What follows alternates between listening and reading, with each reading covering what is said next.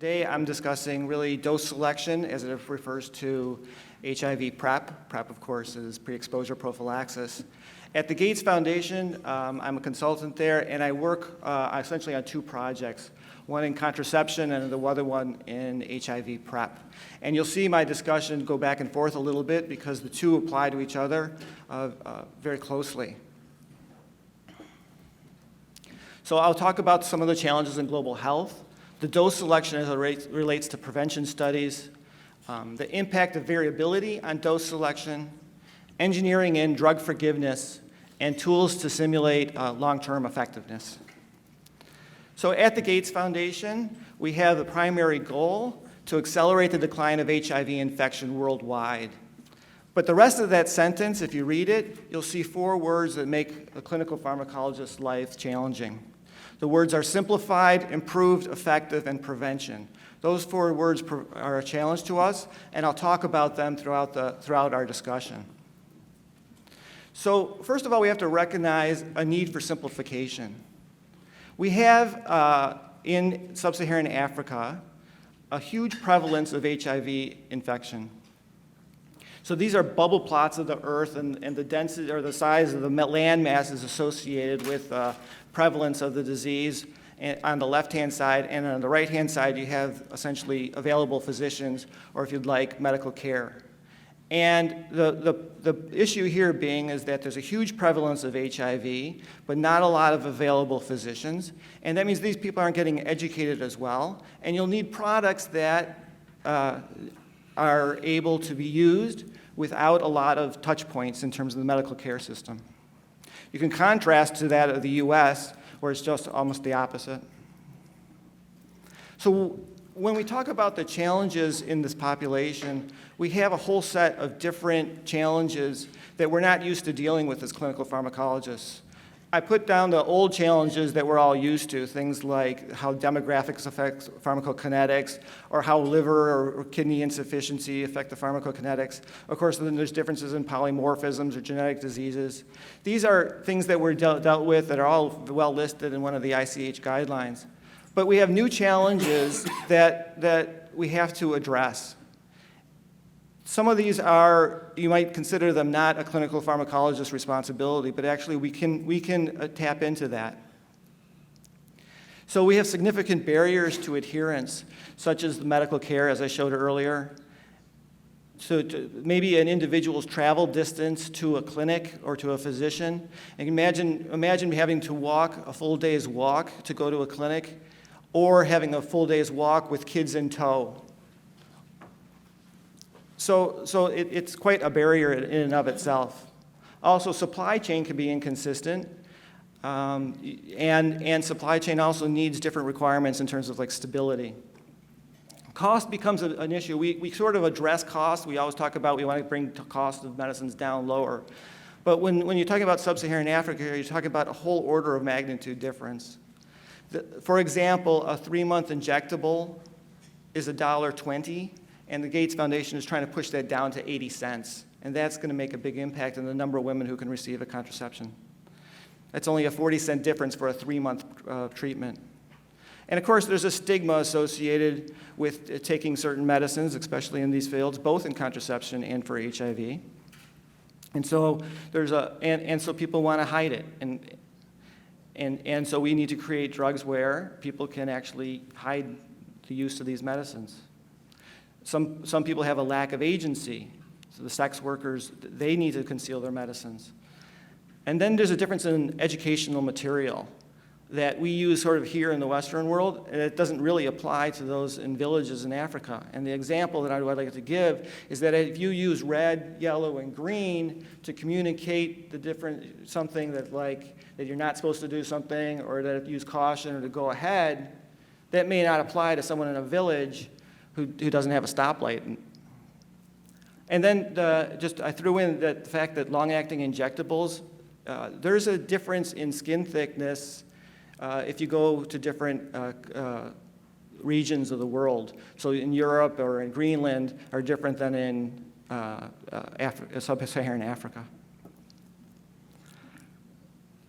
So we have a bunch of products that are available in contraception. We've been developing contraceptives for many, many years, and there's a lot of different products available. But there's still a huge gap. There's 85 million unintended pregnancies back in 2012. It's about flattened since then, or just before then, and then. In HIV PrEP world, we have still 2.1 million newly infected HIV individuals in 2015. We have essentially a couple products, 3 products available now, which if you include male and female condoms separately. And then you have Truvada, and then you have a whole bunch of things in progress. The long-acting injectables, implants, vaginal ring. These are the things we're working on, and we're trying to come up with new products. So we have a TPP for the long-acting injectables. So these are the products that are that we're trying to support in some of the main programs at the foundation. And these are just the salient points of the TPP. In both cases, contraception as well as HIV PrEP, they're looking at the duration's effect of 6 to 12 months. In the contraceptive world, we have decided that we're looking for 1 month forgiveness associated with that. So if it's supposed to work, if the labeled use is every 6 months, we're trying to go to 7 months of activity. And it needs to have consistent, and contraceptives need to have consistent and reliable return to fertility, which doesn't exist in the current products. And there's a huge push to go to self-injection for the obvious reasons. Women need to be able to go take their contraceptives from the pharmacy, use them even before they get home. In the HIV PrEP world, we're looking again for, if we can, we're going for the sub-Q injection. The reason why I put the volume and the total amount of drug to be kept down low is so that it could be used by themselves in a self-injection platform. There's some gaps in these TPPs that I personally added in, and I put them in orange there. And the first one is sort of my next patent idea, so it's a secret, don't tell anybody. It's a timer, essentially, with an indicator, nothing different than in your car, that oil change light that comes on, or that tells you need an oil change, you have 80% left of your car, your oil life left over. So it'll tell you exactly when your next medication is due. And then if you don't take it at that time, it'll tell you what's the probability of you being able to contract a virus or get pregnant if you're exposed. The other thing is that we probably need to start being able to inject it anywhere in the body. Right now, contraceptives are injected in the abdomen and the leg. You should be able to inject it anywhere. So what is it about dose selection in prevention studies? And when I mean prevention studies, I mean these specific prevention studies. What is it that's different that we don't do in blood pressure or for cardiovascular disease? The endpoints here are dichotomous in nature. Either people get pregnant or they don't. Either they contracted HIV or they don't. It's a relatively permanent outcome. They require very high rates of efficacy. In both situations, you end up with the dosing regimen to be based on the target blood concentrations. Near all subjects then need to remain above the target concentrations. And that word near there, I've been battling with myself if I should have put it in the slide or not. It's more or less a compromise, because I'd like to see it be all subjects if it was possible. It ends up being a one-size-fits-all environment. And one-size-fits-all is great for SOX, but I hate it for drug development. So for example, we end up dosing based on the tails of a distribution at trough, right? And if the distribution widens, if you get more variability, what happens? You end up giving everybody more drug. I'm going to drive that point home in the next couple slides because we created a long-acting simulator to look at Depo-Provera. And I'm showing you this now, and I'm going to show you what happens with variability. But I'm showing you this because I'm going to try and do the same thing with HIV. I'm going to stretch the skill sets for simulations with HIV near the end of my discussion. But we can have pharmacokinetic inputs or pharmacodynamic inputs, and you can't see the slider scales there, but those slider scales represent how you can adjust dose, the half-life of the drug, the variability associated with it, the threshold value for pharmacodynamics, and some variability around thresholds. And then it'll output some pharmacokinetics with the 5th and 95th predicted intervals, as well as the simulation of the endpoint being ovulation, a biomarker for pregnancy. So on your left-hand side, you'll see the pharmacokinetic plasma concentration time profile. And on the right-hand side, you'll see the return to ovulation, again, the biomarker for efficacy. And what happens with, what I'm trying to point out is the difference between what happens with a percent CV of 40% or if you increase it to 70%. And why I picked those numbers is it's the numbers that you sometimes see with when you go from a phase 1 study in a clinic, one clinic, a small number of subjects, and you take it then into phase 2 or phase 3 or even beyond, you start seeing higher variability. And what happens is that the lower bound, the fifth percentile, you'll see with the 40% CV in the gray area there, you get about 4.7 months of activity. If you have higher variability, you reach that threshold much sooner at about 4 months. Then you can look at the same thing then with ovulation, and it tracks it. This is a modeled description, and the same thing happens with ovulation. So the number of women who, if the 5th percentile of women start ovulating again at 4 and 7.5 months, depending on ovulation, depending on the variability of the drug.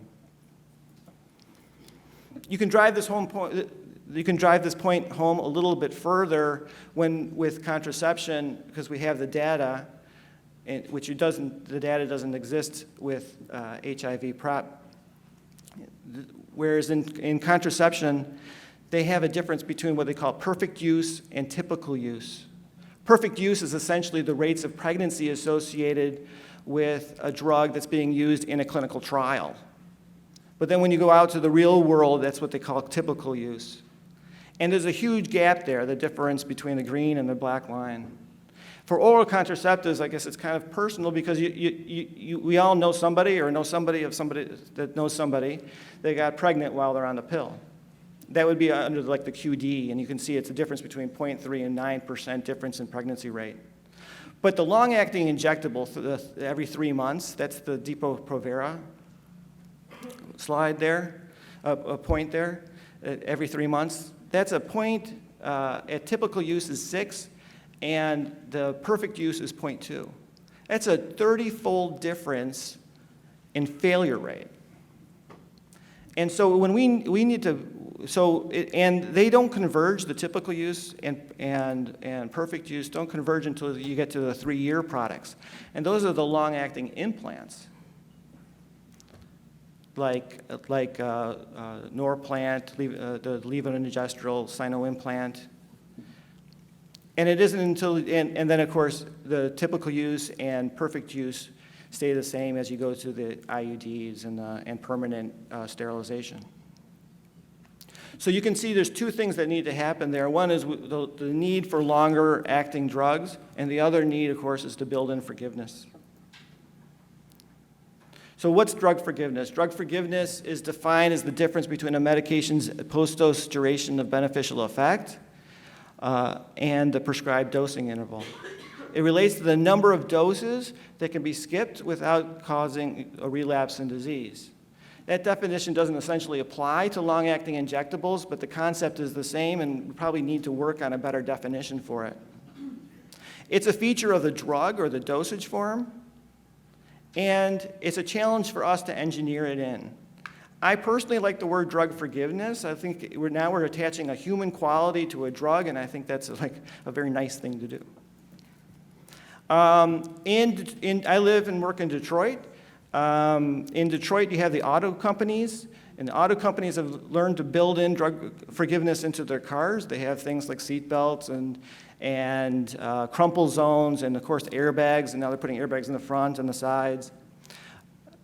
we need to learn how to build in drug forgiveness too. And we have some choices. We have a choice of API. We have a choice of the injection site and the ability to put, if they miss the exact spot that it needs to be injected.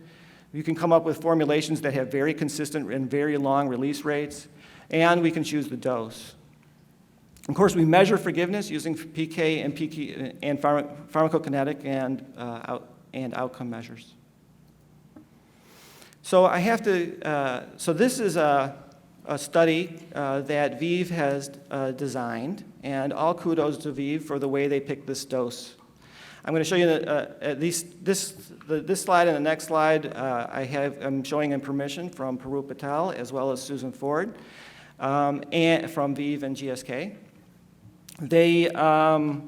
This is a phase 3 study for long-acting keratography. You see they picked a dose of 600 milligrams given Q4 weeks with an extra dose at 4 weeks. It's a large phase 3 study being done in sub-Saharan Africa. This slide caught my attention a few months ago when I saw it. It is really a new way of looking at drugs and forgiveness. I hadn't seen a slide like this in the past ever before. On the left-hand side, you'll see the second, third, and fourth injection. And then you see in the first column with numbers what happens if everyone took the drug right on time. And it shows then the percent of female subjects achieving that trough concentration at trough, or at just before the next dose.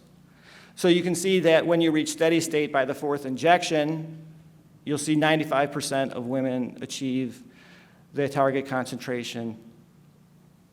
The target concentration being here, in this case, 4 times the protein-adjusted IC50. And then if you look as weeks go on, obviously, the percent of women who achieve that target concentration decrease. That's so that they end up taking it 1 week late, 2 weeks late, 3 weeks late. You'll see that the chances are of women getting it less often. So I think this is a fantastic way of looking at drug forgiveness. And again, it's the first time I've seen something like that. And it's actually in the protocol itself. The other question comes into your mind, if 90% of women miss it by if everyone's 2 weeks late, that means only 90% of women are covered. What happens to the 10% of women? So we at the Gates Foundation wanted to take this a little bit step further and stretch the boundaries of modeling and simulation a bit. So whereas we're putting drug forgiveness associated, we're using the word forgiveness for a drug, I'd ask you for your forgiveness as I go through a model and simulation that really puts things out on a limb a bit. This is we've developed a model that has a whole bunch of inputs and comes out with similar outputs in terms of pharmacokinetics and the probability then of transmission. So in our inputs, we end up with, of course, the population PK parameters, some demographics, the dosing regimen. Now, this is an old dosing regimen because the model that we put together was based on data that was available in 2014, not the most recent data. We're waiting for the most recent data to get it published. We have to put in the target concentration. We have to put some measure of adherence, the transmission rate, and then we have an exposure frequency. The transmission rate, of course, is different in every population, so we used a number that was associated with a population in sub-Saharan Africa. And then an exposure rate, so you have to guess how many times they're going to be exposed to HIV virus. So here you have the input and the output, and we'll take a look at those. So let's just take a look at one individual so I can explain how this works. So this is the pharmacokinetic concentration time profile of a single individual. You can see the first doses, 3 doses, they've taken right on time, and the 4th dose is late. That small period of time around 40 weeks, you can see that person drops below that magic therapeutic threshold. So if they end up in this simulator, if they're above the threshold, they essentially have a 0 transmission rate. If they're below the threshold, their rate returns to the normal. Now, that's not a perfect way of doing things, but it's what we have now. So you can look at one individual okay? And you can, that's good. Now what we need to look at is a full population. So here we'll do 1,000 simulations, and we'll now look at the 5th and 95th percentile. And so you can see at the 5th percentile stays above that threshold value for the full period of time. But when that happens, of course, there's 5% of the time, or not the time, but 5% of concentrations will fall below that therapeutic threshold at different times throughout the simulation. And those are the times that someone could contract the HIV virus within the simulator. So then now we have a simulator that looks at the population, and I'll walk you through this table here that tries to identify it. You'll see this column here, the first column, you'll see that it's essentially a measure of adherence. We said that if we took the top 25% missed doses, so just the 25% of the missed doses, most of the doses are taken exactly on time in the simulator. It's just sometimes 25% could be off, and I'm quantitating that here. So if they're 0 days off, they've taken them all right on time. There's still some probability that people will be exposed and then will contract the HIV virus. You'll see at 1 year it's 0.4, then 5 years it accumulates to 2, and so on.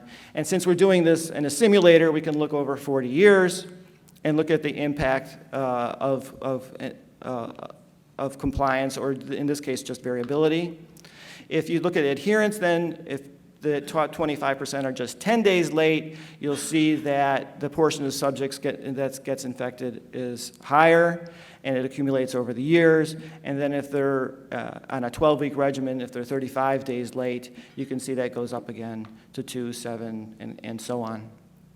And I think this puts poor adherence in a different context. I think that sometimes we talk about pharmacokinetic concentrations being a lower threshold, and that's our goal, but then this puts it into the context of the actual, what happens with poor adherence, into what happens to the pharmacokinetics, and then patients infected. So I just want to summarize that, and I think that we need to respond to the challenges of dose selection for prevention studies. I think we need to consider the impact of new sources of variability associated with long-acting injectables in global health. We need to start engineering drug forgiveness, or at least put it right up front, like they did at ViiV. And the other thing is we can use modeling and simulation to help with the dose selection and put adherence and forgiveness into context. Thank you very much.